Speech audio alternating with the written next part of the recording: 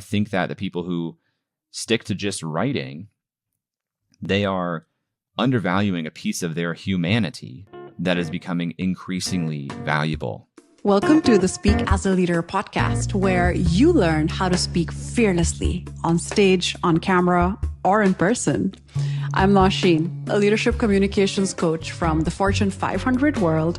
And on Speak as a Leader, I talk to leaders from corporate giants like Google, IBM, and Amazon to startup founders, visionaries, TEDx speakers, and even leaders who've worked at the Pentagon. You will get to know how these leaders learned the art and science of speaking fearlessly on any stage. Let's get started. Jay Clouse is the founder of Creator Science. He helps people become professional creators. And he's taken a vastly different approach to building his brand from any other LinkedIn creator because he's not a LinkedIn creator. He's a podcast host and a community builder. His podcast, Creator Science, has 1.5 million downloads, and his community has a long waitlist. This is the 9th episode of my special LinkedIn Influencer series, where I ask them one question. What is it like building your personal brand through writing versus speaking? And Jay took a very uncommon approach to building his personal brand. He started speaking first. This is his story. Before we dive in, I have a question to ask you. Are you part of my newsletter? Because I think you'll get a lot of value from it. It's called Speak as a Leader, and every Sunday I share real actionable tips and insights on how you can speak with more confidence, clarity, and impact, so you speak like the thought leader you really are. Just go to speaking.coach to sign up. See you Sunday. Thank you so much, Jay, for joining me for this chat about personal branding. You're one of my favorite creators, so I was really, really excited to be talking to you about this. Thank you. Yeah, thanks for having me, Nausheen. I think you probably do it better than I do. So happy to share what I know, but I'm going to be taking notes as well. That's so kind. So you're someone who's studied creators for a living, who makes people into creators for a living. So first of all, I would absolutely love to know more about your own creator journey. And I know it's been a long one that you've been at for a while. And you're one of those people who has this long-term vision as well. So I know it's a bit of an ask to ask you to summarize that, but I would love to know more about the intentional parts of your journey. Well, I started in startup companies and software. And I co-founded a company that went through the traditional startup and venture path back in 2014, 2015. We sold that company. So I took the leap. I went out on my own and I had no idea what I would be doing. But I had confidence that with enough entrepreneurial experience, I could figure something out and that I had skills. And so I started freelancing. I didn't have the word for it at the time, but I started freelancing. And so I started writing. It started as a newsletter back in 2017. And over time, it has evolved into now a weekly podcast, a bi-monthly YouTube video, and showing up on social media just about every day. And in the beginning, I didn't really know what topic I wanted to cover. I was just so obsessed with the opportunity of being what I now call a creator that really all I did was study other people who were doing it. And as a consequence, I spent a lot of time looking at a lot of different creator models, role models in the space. And that became the thing that I knew and understood the best. So I started teaching that, started showing people hey, I've talked to hundreds and hundreds of creators now, and I've studied all of their businesses. And here's what I've learned and how it might apply to your situation and what has changed during that time. And that's really the core of Creator Science, the whole business. It's awesome because through your podcast, you've gotten to speak to some incredible people over the years. And what's really interesting is that you started off, as many other people do, through writing. When we start about creating on socials, we think of writing, at least in the pre-TikTok days. Now I feel like a bunch of people might actually think of video as their first in content creation. But most people started writing. So what made you start to podcast? What made you think that you needed to put more of yourself in your content? Well, this isn't really that well known anymore, but in 2018, I had started a different podcast. And it was really studying startup companies that were based in areas that were not San Francisco. And so we ran that podcast for more than 3 years, hundreds and hundreds of episodes. And I really liked the audio medium. And so in late 2019, I started putting together Creative Elements, which was rebranded to Creator Science, and worked on that show for about 6 months probably before I actually launched it, with episode 1 interviewing Seth Godin and episode 2 interviewing James Clear. So it was a lot of work leading up to it, and also years of practice to creating that show. And I really, really like the audio medium. I mean, I bought in really early on into the knowledge or the perspective that the best thing you can do as a creator is really own the relationship between you and your audience. And so in the beginning, I went really, really hard on email. Then I went really, really hard on podcasting. And I really undervalued social media as a step or a part of the whole process for years. It's really only the last 18 months or so that I've taken that seriously. And so as a consequence, I built a really, really strong foundation and a whole lot of trust for the people that I was reaching, but probably grew much slower than I could have. That's very interesting. So you were always interested in audio as a medium. It wasn't something new that you were exploring. So what was it that you found that was very, very different between audio and writing? So for example, writing a newsletter and reaching people versus creating a podcast and reaching people. Did you find a difference between how your own personal brand was perceived or the sales that you were making? The difference that I find is in the depth and quality of the relationships formed. Because when you send somebody an email, you have no real control over their experience of that email. A lot of times I think people are in between tasks, maybe literally in the bathroom, going through their inbox and just trying to get it to zero as quickly as possible. And so often we put so much time into these emails and they're barely even seen. The amount of time someone spends with you and your voice, quote unquote, very small. In podcasting, it's a very linear medium. And yes, you can do it while you're doing other things, washing the dishes, mowing the yard, taking the dog for a walk, but it's very personal and it's very direct into somebody's mind. Podcasts are challenging, especially audio-only podcasts, super challenging to get people to hit play and make you a part of their routine. But if you're able to do it, it's probably the strongest, most profitable platform for a creator to build on. Yeah, I love that you talked about relationships in there. That's exactly been my experience as well. So I started creating just by writing and using images on LinkedIn last year. And it was actually one of the first people I coached who asked me, Nausheen, you're empowering people to speak better, but for you, other than your TED Talk, there are no other videos that I can actually find of you speaking. I can't actually see you in action. So you absolutely need to create more video content. And that was a game changer for me. That's what led me into finding more opportunities. That's how people started noticing me. You had a very kind mention for me in one of your episodes that other people told me about. Like Jay mentioned you in his podcast as the girl whose videos everyone sees, but he has no idea why. So it's crazy how much your growth can be affected by the video medium, the audio medium, just things that you can create that go a step beyond writing. So do you ever feel like for the people that you work with, especially because you work with people that want to be creators, that want to gain independence and autonomy, another source of income, perhaps through creating. So do you ever face this issue where they just want to write and they almost want to hide behind their words and they don't want to put more of themselves out there? The majority of creators that I meet are introverts and they're artists in a lot of ways. And what artists like to do is go away and make their art and express themselves. Because for a creator to be viable, you really have to create with the audience in mind.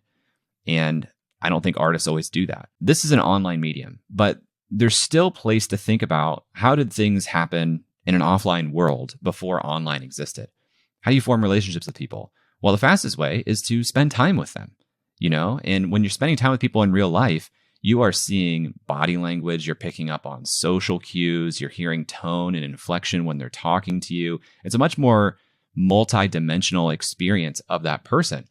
And if you're not in person, how do you get as close to that as possible? Well, the answer is video. Behind video, I would say, is audio. And then you have kind of like static text.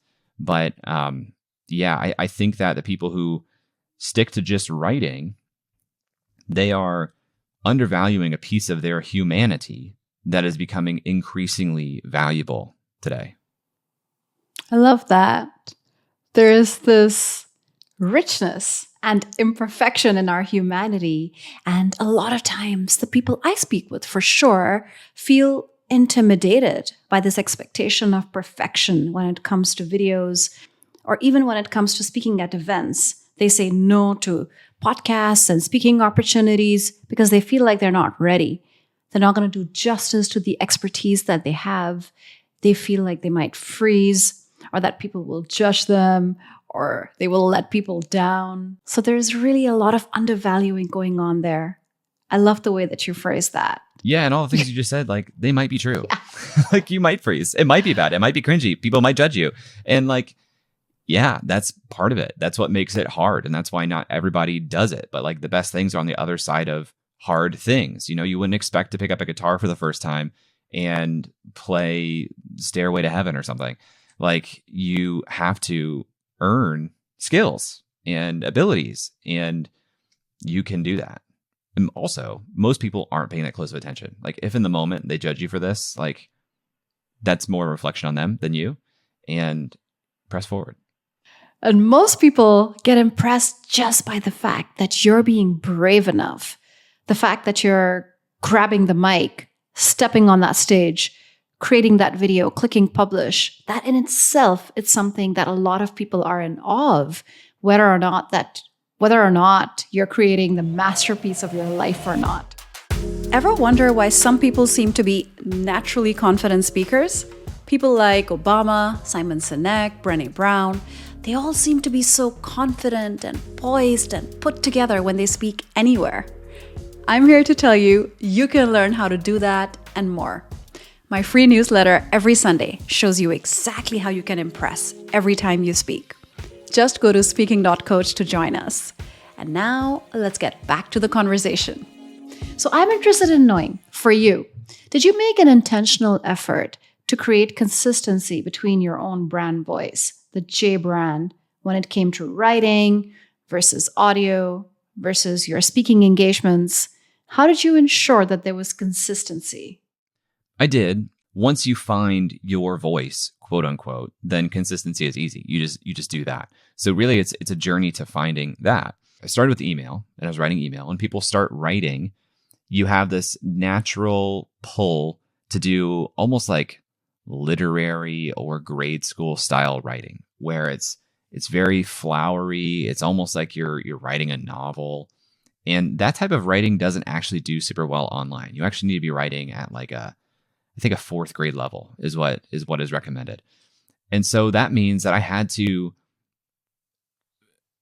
purposefully unlearn some of the grammar and best practices I learned for like the English language. That looks like shorter sentences. It looks like using more transition words, shorter words. There was an app called Anchor, which was eventually acquired by Spotify. But back in the day, it had just launched, and it was basically like having an independent radio station. So I jumped on Anchor early, and what I was doing was I was taking my daily emails, because in the first year I was literally writing a daily email, and it looked like a couple of paragraphs. I would read those emails on Anchor. And when you read your own writing out loud, it becomes very, very obvious to you when you are and when you are not writing in your own voice. Because you say something out loud and you think, I wouldn't say that. And so you should change your writing to reflect that. If you have that feedback loop, and it can just be as simple as writing something down, reading it out loud, saying, does that sound like me? Would I say that to a friend if I was explaining this? And you follow that feedback loop and iterate and get closer and closer to what your actual speaking voice sounds like, so that you can write in your speaking voice, so that people, when they read your writing, they can hear your voice. That's another benefit of having a podcast or video in the mix. people know what your voice actually sounds like. So when they do read your writing, they read it in your literal voice. And that's very, very powerful. That is so spot on. It's something that people have told me, especially when I use specific words like signature phrases. For example, I would really love to know. I started ending my videos with that. And then every single time I would use that at the end of a post, people actually started telling me, I can hear you say that in my head when I read it. So videos and audio actually have this impact far beyond that particular episode or that particular video, because you're actually letting someone create this multi-layered image of you in their heads. And even going beyond that, I've had people tell me, at events that I spoke with confidence and I was channeling my inner Nausheen. People that I've never met, people I've only had online conversations with, or maybe even not that. Yeah, it's powerful.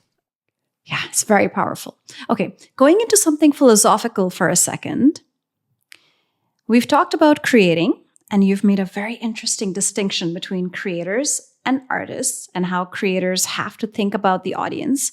So what is authenticity then? This is something that I get asked all the time, because if you have to adapt your voice and your content for an audience, where does adaptation end and where do you begin? Yeah, it's an interesting philosophical question because, I think we all wear different masks at different time in the day. Like the way that you show up to Thanksgiving dinner may not be the way that you show up to a party with your friends. And that doesn't mean that either of those versions are inauthentic. They are different authentic versions of you with the audience in mind. And that's true online too. A lot of times I think people mistake authenticity for transparency. And transparency is a spectrum. And you can choose how transparent you want to be and what you share and what you don't. Doesn't mean that you have to be fully transparent in order to be authentic. Authentic, in my opinion, is that your word is something that you would stand behind regardless of the audience. And it's something that is not intentionally misleading or harmful. Like it is something you would truly advise people, and you're not doing it for the purpose of some outcome, which might be sales, might be likes, comments, whatever. Like it should be something that to anyone in your life, you would feel comfortable sharing that. And I don't know, that's not necessarily true either, because you could show up in a group with your friends and say something that is true. You stand behind to a certain audience, but maybe not, again, to that Thanksgiving dinner. So, it's just something that I would say you feel proud of, and you don't feel like you are misleading people or misrepresenting yourself.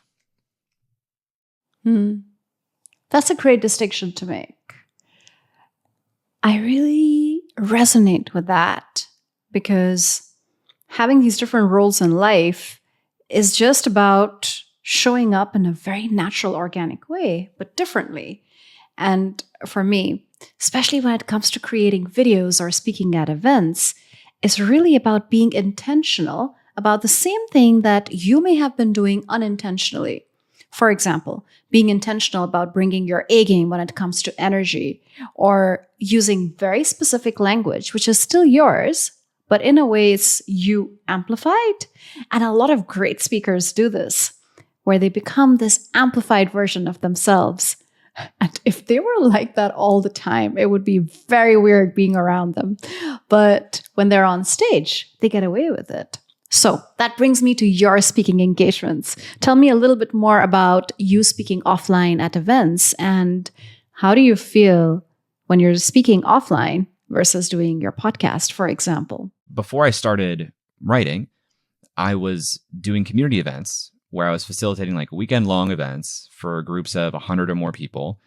And I was on stage, quote unquote, facilitating things and leading those groups frequently throughout that process. And I would do those events several times a year for several years. I've been doing more speaking lately as like a part of the creator science universe, or building my personal brand, if you will. And I enjoy it. I feel comfortable doing it. I don't know if it's long-term part of the business that I want to do. Traveling is not my favorite thing. And to do those events, it's like a lot of travel, a lot of prep. And then afterwards, it's great to connect with people, but it's also exhausting as an introvert. Like it's a lot to just be on. And I think especially as we grow a family, that's not going to be a huge part of the lifestyle. But I have no plans to invest less in the YouTube channel. And that's a very similar experience, albeit with post-production and several attempts. So I'm going to keep showing up and speaking and being in front of people visually. How that actually manifests, we'll find out. Okay, that's fair. Speaking, traveling, and all that prep and travel is, it really requires an investment of time. And there's a time and place for that in every journey, in every entrepreneurial or creator journey. But if you do a lot of it, you get super fatigued. A lot of people go the professional speaker route and then they make a very clear decision to do that. But that's not necessarily the route for everyone. Okay, so I have 2 last questions to ask you. The first one is about your biggest challenges. You've talked about how you are an introvert, but you work with people all the time and you put yourself out there all the time. Has that been a challenge for you at all? Oh, for sure. I mean, of course.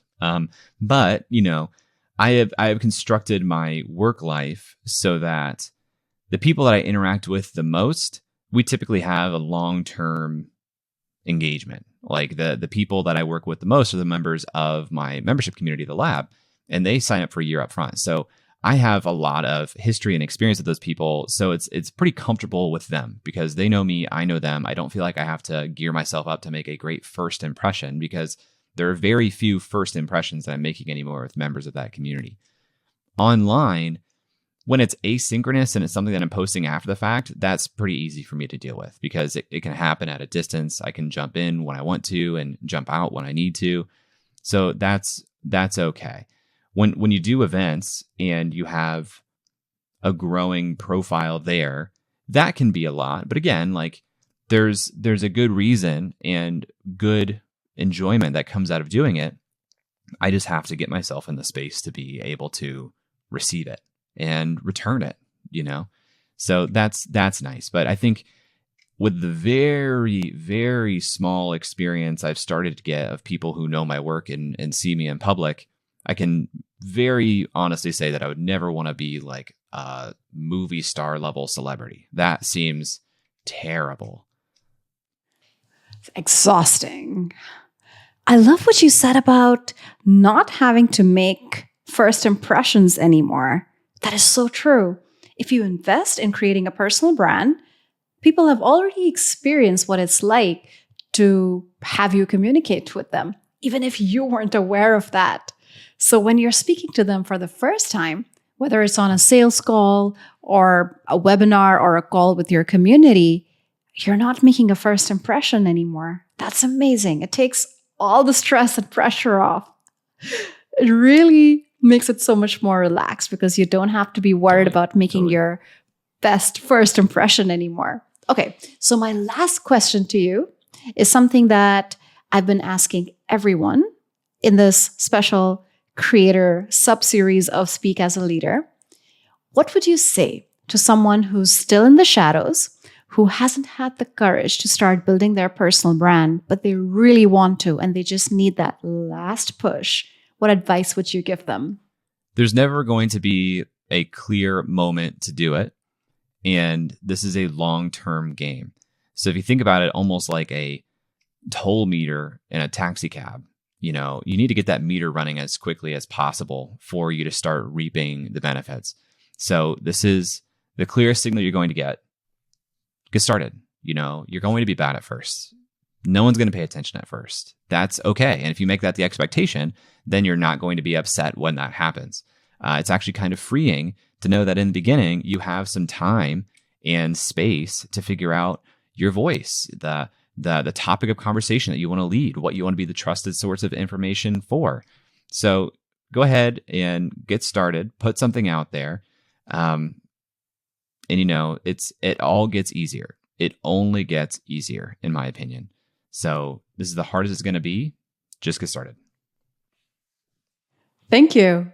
It really is sometimes the motivation that someone needs to just start posting. And you're right.